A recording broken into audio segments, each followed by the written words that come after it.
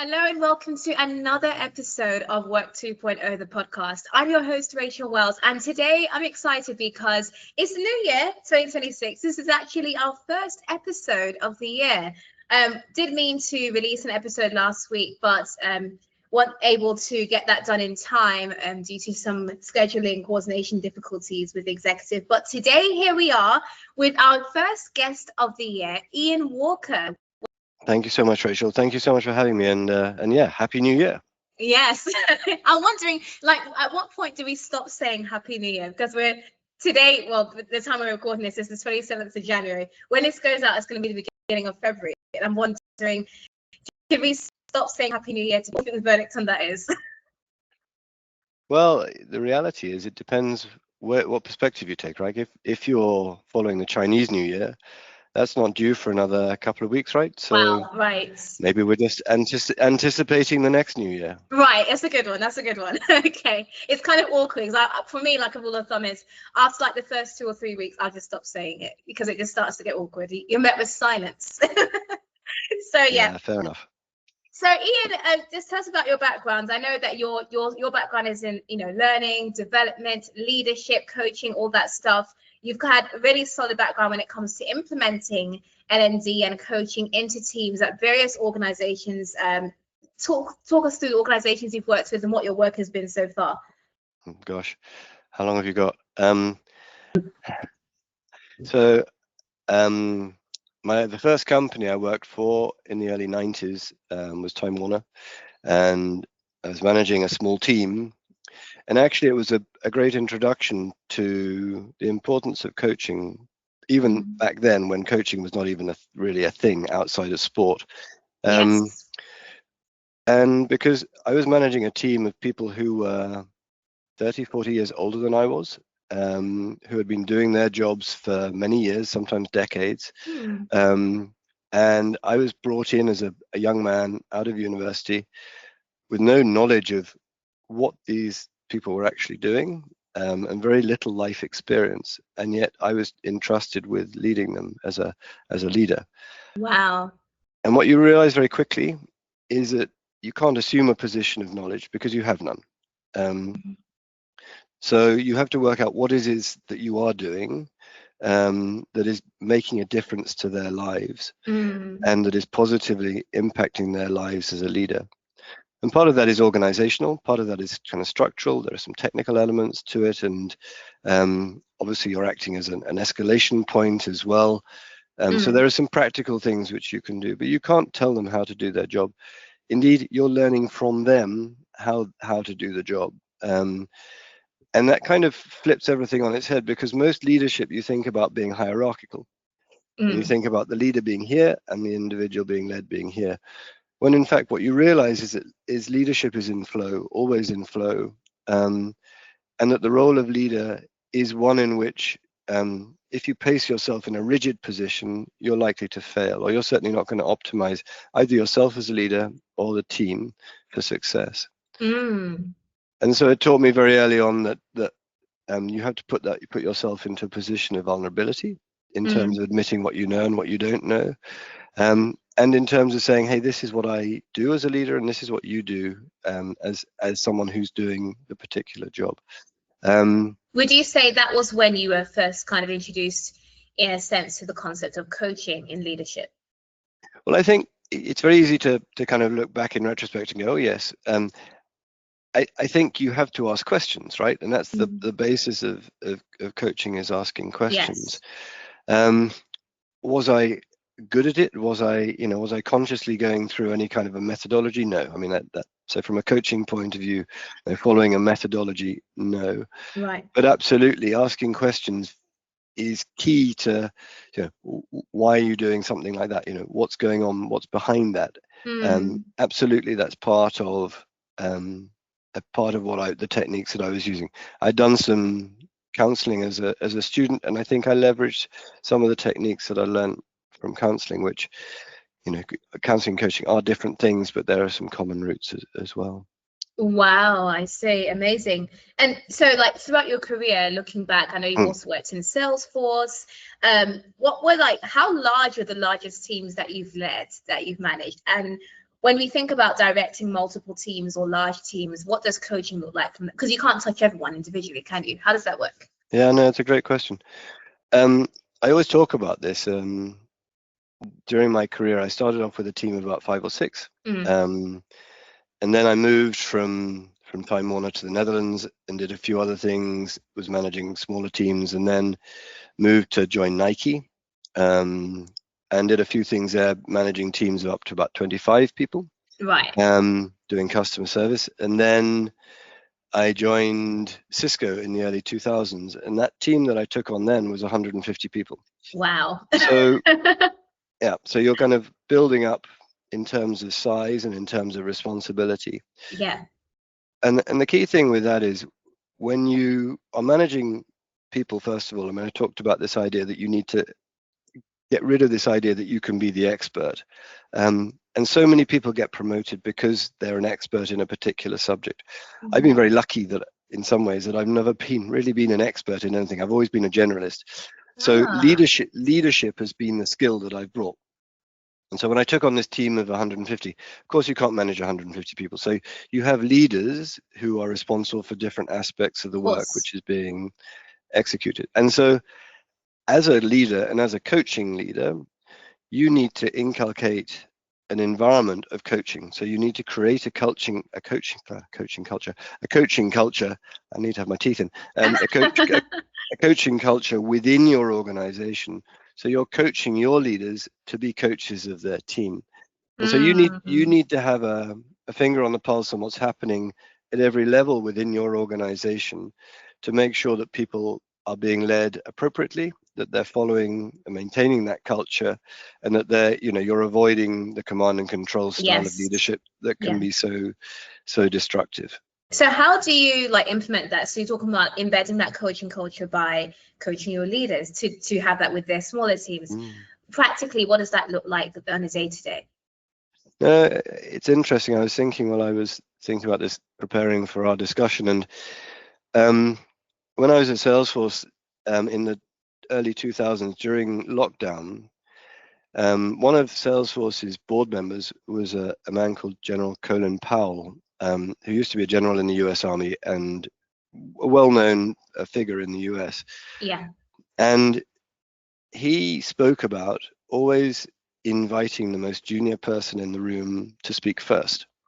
So practically speaking, what you're doing there is a couple of things. You're basically saying, hey, I'm interested not only in understanding what's happening in this case, within the context of his role as a general, but you could, as a leader, you're doing that by saying, hey, for the person who is the least senior, I want to hear from you because A, I value your judgment and opinion. B, you're probably closest to what's actually happening on the ground because you really know what's going on. And C, okay, I am very senior and there are more senior people here, but I really want to hear from you and I value your opinion. So he's creating a psychologically safe space for even the most junior person in the room to speak up. Now, you could argue, will the most junior person actually speak the truth? If you create the right environment, then yes, that's what you're aiming for. You don't want people to bullshit, right? You want them to be honest and say what's really happening. And that for me was a really powerful kind of aha moment around, as leaders, it's incumbent upon us to create a psychologically safe space where people feel that they can speak truth to power. And so often leaders don't do that. And coaching and using questions is a very effective way of doing that. So when I coach, particularly more junior people, I'm really fascinated about what they're doing and what they're working on. And so I ask a lot of questions, also because I don't necessarily have the context of understanding what they do. And so it gives you a greater insight into what they do, and you build levels of trust within the organization as well. So even if you're managing 3 different layers, having conversations with people at each layers, obviously in a scalable way, is a great way of both gaining understanding of what's going on, but building trust within the organization and finding out what's really happening within an organization as well. I think also another, just to add to what you were saying, another really great advantage of kind of listening to the junior hires is sometimes we tend to recycle ideas and just, You just have like an echo chamber of the same stuff, and there's nothing fresh, nothing innovative, nothing original. Whereas when you speak to 100%. someone who's just graduated or has just entered their role within the company, they're often buzzing with all these fresh, exciting ideas that they've just learned, and they're eager to apply it. And I found that even a few years ago when I was recruiting and managing a new team, the younger members, or the ones who are fresh to the industry, interestingly, they had a lot more ideas, a lot more innovation and creativity than the ones who had been in this for years. You know? Oh, You get to see 100%. that different perspective, that different angle. It's definitely a fresh wave that you get within your company. 100%. And often the people who have been there longer have a vested interest in maintaining the status quo. They want the stability. They don't want change very often. Yes. I don't want to over stereotype, but that can happen. Yes. Whereas new people come in and go, wow, you know, why on earth do you do things like that? That just doesn't make sense, or it's not so logical. Or and there's also a tendency to say, well, at our last company we did this, and sometimes that's useful, sometimes it can get a little bit dull, but the principle being absolutely. What I found particularly now with AI is that the less senior people are those that are experimenting more, whether it's in their personal lives with AI, and then bringing that into the workplace, or certainly the ideas of what's possible, because they're digital natives very often. Whereas someone like me, who is longer in the tooth, is not necessarily as tapped into what's going on at the cutting edge of technology. So really important, and I absolutely agree with you. I think that's why I think Colin Powell was right, and I think why your comment is absolutely right, that we should tap into that enthusiasm and that energy. Now, sometimes people come in and say, hey, you should do it like this, and you can say, well, actually we did try that, and for these reasons it didn't work. But you know, that's just the nature of negotiating without destroying energy. Yes, and I'm glad you said like these are the reasons why it doesn't work, because a straight shutdown actually makes them feel, oh, I shouldn't say anything else. So yeah, for sure, I agree. And you mentioned something about AI, so I actually want to tap into that a bit further and explore that. When it comes to obviously coaching as a leadership style, you know, we know the book Coaching for Performance, that's been around for several years. It's like 6th edition now. Now we have AI that's entered the workplace, transforming industries globally, transforming the way we work, who we work with, you know, now work with AI agents. How does that fundamentally impact, or does it impact coaching as a leadership style? I think it's a very complex question, actually. I mean, it sounds very simple, right? I think there are a number of different elements to how AI is going to change the relationship between people and work, which is the bigger question, which into which this fits. So AI offers some amazing facility in terms of helping you as an individual, whether you're a leader or an individual contributor, to improve how you work. So, for example, I could tap into Slackbot and say, hey, Slackbot, review all of my emails and Slack messages from the last 2 months and give me some feedback on what you think I'm doing well and what you think I should be doing differently. Yeah. And it will come back with some very brutal feedback about, but you know what is really interesting, Rachel, is I'm much better at taking feedback from a bot than I am from a lot of people. It's interesting. I guess because we feel like we're in control of that feedback, like we asked for it, you know. We asked for it first and foremost, and also because we know the bot has no agenda. Right, yeah. And it's so interesting. I read an article on LinkedIn yesterday. Someone had written about the reason that so much feedback fails is not because we're not following a methodology, because there are so many methodologies, but because of trust. We don't have the strength of relationship with the person that is giving the feedback or even receiving the feedback, right? Absolutely. So it's interesting that we trust a bot more than we do a person in some instances, and that's also been borne out in medical bots as well. People have submitted questions online thinking they're dealing with a person, and the bot has provided answers like, you know, lengthy answers, and that's got higher trust scores than if a doctor is doing it. They're just kind of giving two sentences because they're so time compressed, and so they're getting less lower trust scores. Really interesting. But once you tell people that it's a bot, then the trust drops. So of course. So many fascinating to return to your question, do I think that AI will replace coaching? AI coaching will replace human coaching, which I think is where you're coming from. No, in short, I think it's complementary, because I think people go to AI to help them improve how they're working, and I think they go to human coaches in some instances to do that, but as much also to look at their sense of purpose, but to engage with another human being in a safe environment, Right. and also to use that as a way of offloading. So it's not just for coaching. So we're kind of expanding the definition of coaching in that respect. Right. It's not so much technical and transactional. It's also about that relationship around it. Yeah. And so I think that human to human coaching is really critical. And in fact, in some ways is even more critical in the current environment where people are moving at such speed, where leaders' time is increasingly compressed. And the paradox is that if leaders spent more time coaching and enabling their teams to be more successful, they would create more time for themselves. Yes. What we're seeing paradoxically is actually leaders are becoming more controlling because they're under more pressure to perform from outside. Yeah.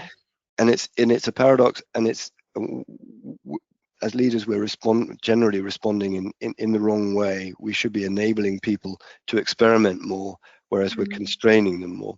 So coaching becomes even more powerful and important in that environment. But human coaching is performing a different function to AI coaching. The other risk that I see from this is that, and again, it's a two-sided coin. This AI will always be monitoring us in the future. So you've got your note taker working on now, right? You're capturing everything I'm taking. So AI is capturing our conversation, and that's great. That same note taker could say, hey, Rachel, here's some feedback for you from this conversation. This is what you did well. This is what you could have done differently. Right? Very powerful, and I think a really useful thing. But if that's happening the whole time, everything that you're doing is being monitored, every conversation you're having, that's going to become either just normal or very wearing psychologically. So I think we need to find a balance between what do we monitor versus what do we kind of just say, hey, this is human to human. Either we go out for a walk in the park and have a chat together without AI note taking. So I think it's a blessing, but could potentially be a curse if it's not managed properly. Yeah, see, when you said that, two things came to mind. The first thing being wearable AI devices, which I'm very wary of that myself, because I'm thinking the privacy concerns, and we're already thinking about wearing, AI goggles that, you have from Facebook, where, you can literally not know that you're being recorded because someone's wearing these glasses. So wearable devices, if that becomes the norm, and everyone's walking around wearing one of those, you don't know what's being captured, minus, all those sorts of things. And then the other thing that came to mind as you were talking is, and this is something that I was talking to one of my students in the Manager as cohort that I have last week, is how it's quite fascinating that when you look at, I think it was McKinsey research that said, when you have as a manager, as a leader, the time that's split between strategy evenly distributed as it should be. So you find that more than 50% of a manager's time is spent on admin, time-consuming tasks that could be delegated to AI, as well as, things that are like individual contributor work, not actually leading. And then the remainder of the time is split. So it's like just over 20%, which is spent on actual talent development, which is really shocking, because I'm thinking that's really what a leader is there for, to focus on that talent development. And yet only just over 20% of their time is apportioned to that, which is not what they were hired for. So I think also when you think about AI in the coaching, element, the coaching conversation, just by having their time freed up, that admin time that they're spending 50% of their time doing, if they could delegate more of that to AI, they could focus more on that talent development and coaching side, actually free themselves up, you know what I mean? So then it can open up their calendars, they open up their diaries to actually focus more on that, as opposed to, like you said, command and control and getting down to all the tasks. Yeah, and it's an interesting one, isn't it? Because what you tend to find is that people default to what they're comfortable with.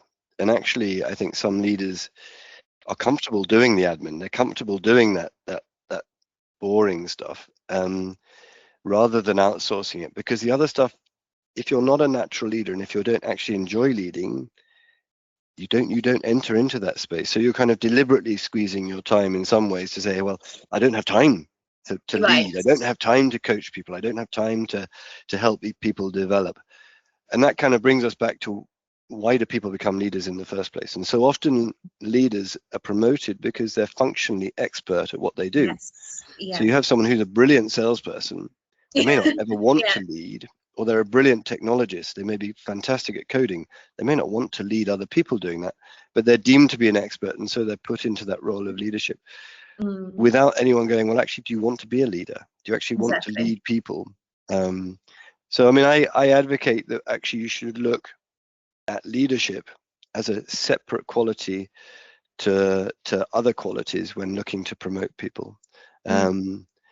Because I think it is a separate skill set. Sure. And so it's a really interesting conundrum, which I don't think many organizations have adequately addressed. Oh yeah, you're right. You find a lot of people promoted who shouldn't be promoted, and then there are those who have leadership skills who are yet to be promoted, which is interesting because they judge based on performance metrics alone. Yeah. So yeah, for sure. And then what you find is the wrong people being promoted end up perpetuating a toxic culture because they don't know how to lead. Exactly, and they don't want to lead. That's the other thing. Yes. It's not just they're not interested in it. They're interested in being technically very proficient, which is great. Yes. Or they're interested in the pay rise.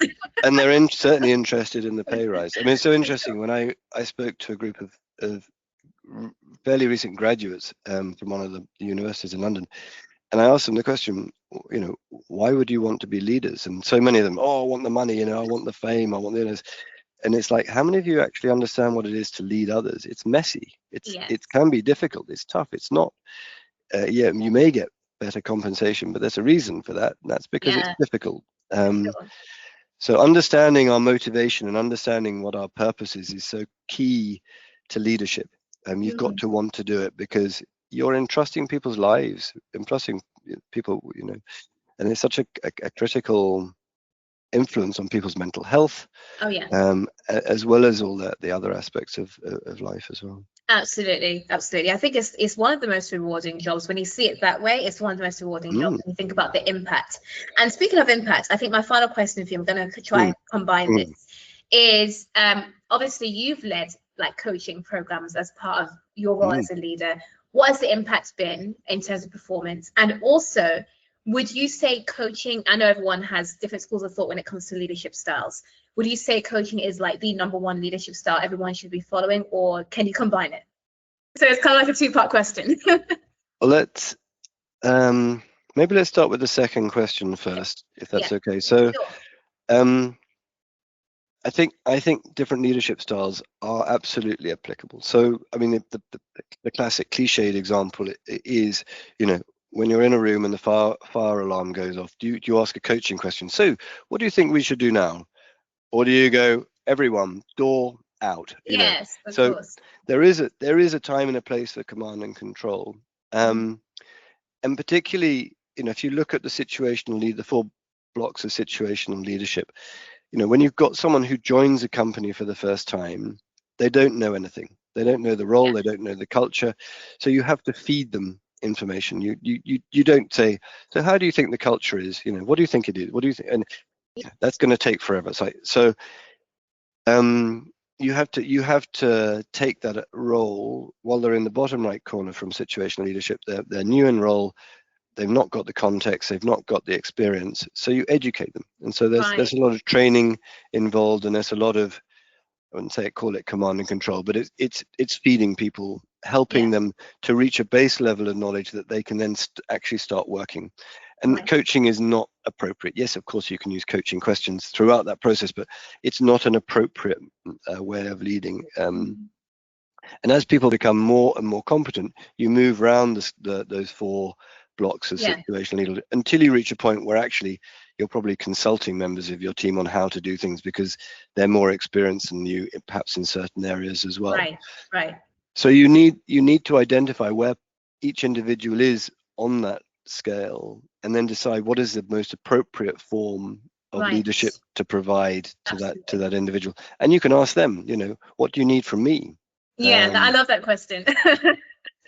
Because you're helping them to then set the agenda and giving them the agency, which so many leaders kind of come in and go, I know everything, I'm the boss, and so therefore you do this and you do that, and that's just a recipe for disaster, as we all know. Of course.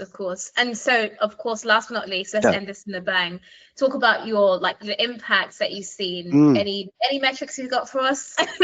Well, it's interesting. Again, I was looking for some stats while prepping for this, and organizations with strong coaching cultures typically gain twice the revenue that those without coaching cultures have, and that's in a sales environment as well. So, people typically think that sales should be command and control. Sales leaders banging the drum and kind of, but no, it's coaching is really important within all environments, and sales being one of them. I've never been a sales leader. I've worked in sales operations, but never been a sales leader. But in the environment that I've been in, so I think you see things like lower attrition, lower mental health issues. You see better performance overall.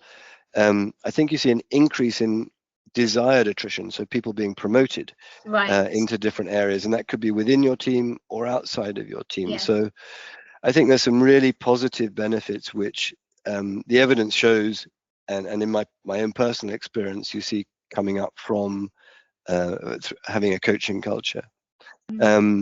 And coaching is it's not all fluffy, right? It's not all about just saying, asking questions. It's really also about addressing what do people actually need. So when I took over a team fairly recently, one of the people on that team had been promised a promotion by their previous leader.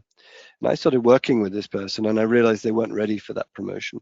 And so you're dealing with a situation where someone's been set expectations to be promoted, and yet you see that their performance is at this level. And you've got to have an honest conversation with that person. First of all, in terms of saying, this is what I see. This is the evidence to back that up. Here are some examples of why I believe that to be true. But this is where I think you can get to. And I'm undertaking to help coach you through that process to get you from where you are today. As opposed to flat out saying you're not ready. Exactly. And although the initial punch in the stomach is like, there's a deflation for that person. Actually, by the time we parted company, that person was thanking me and saying, "You're the best leader that I've ever had." Wow!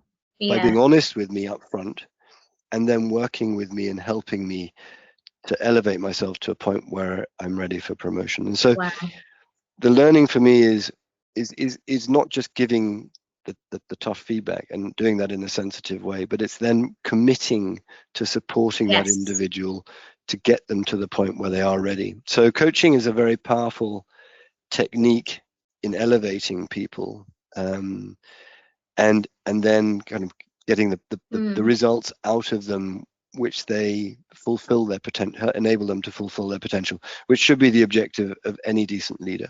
Absolutely. Well, thank you so much, Ian, for sharing that with us, sharing your experience, sharing your background and your knowledge when it comes to coaching, especially today. If anyone wanted to kind of follow you more for your insights, where could they get in touch with you? Where could they follow your work?